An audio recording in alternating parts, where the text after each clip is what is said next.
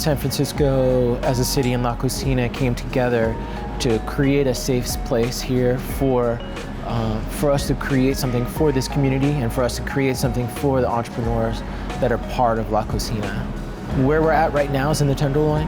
What it looks like right now is walking into an oasis that's located in the middle of a desert.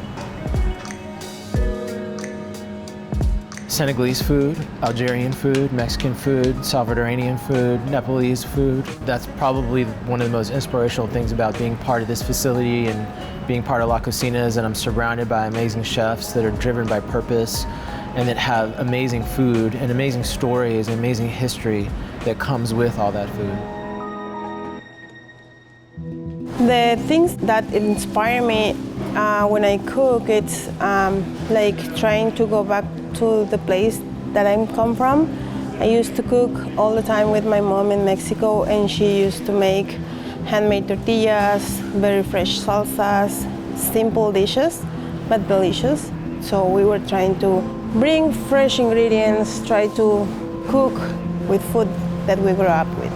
Today I prepared tostadas de tinga, which is chicken in chipotle salsa, and tostadas de nopales. I put the tostadas on top, I put the refried beans, the chicken, and on top of the chicken I put sour cream, queso cotija, and radishes. I am a classically trained chef of Le Cordon Bleu California Culinary Academy.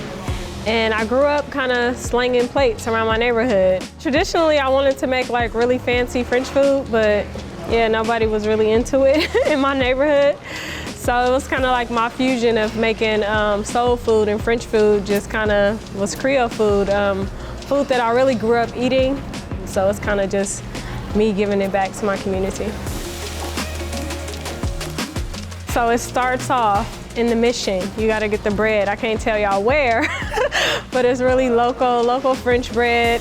And then it's my own aioli supreme sauce, which is a garlic-based sauce because in California, San Francisco, we love the garlic everything. And then you got your red onions, tomatoes, and avocado on a po' boy. That's what makes it Bouche Cali, because you're probably not gonna go to New Orleans and find a shrimp and avocado sandwich.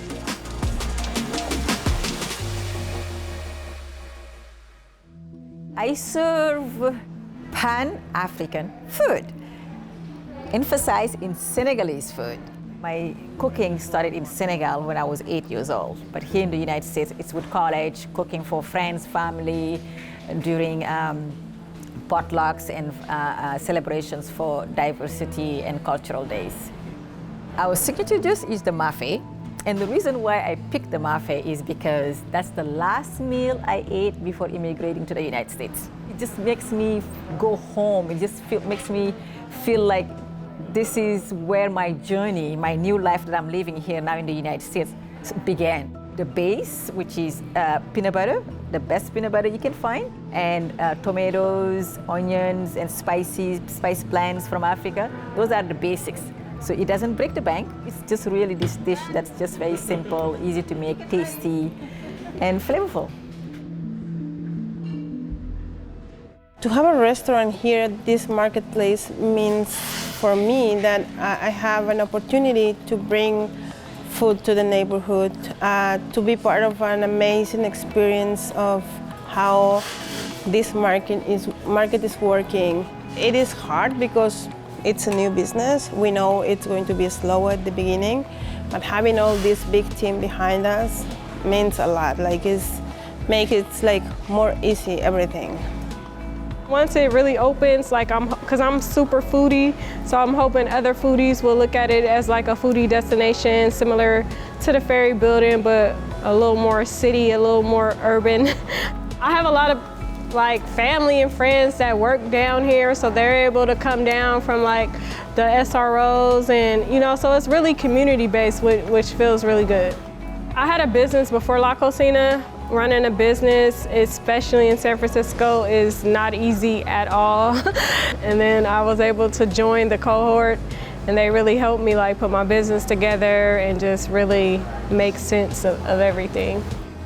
Finding out how are the different steps for me to get to open my own business, I just closed my computer. It was just outrageous with the list of all the stuff. It was very scary. As an immigrant, not knowing the laws, not knowing how all those things happen, I started seeking for help. And then that's when I was told about La Cocina, and it was from there on, everything got so easy. The first thing that crosses my mind when I step in the door every day and see the things that people are creating here, to be able to open our doors and to share that with our surrounding community is what I look forward to the most. Yeah.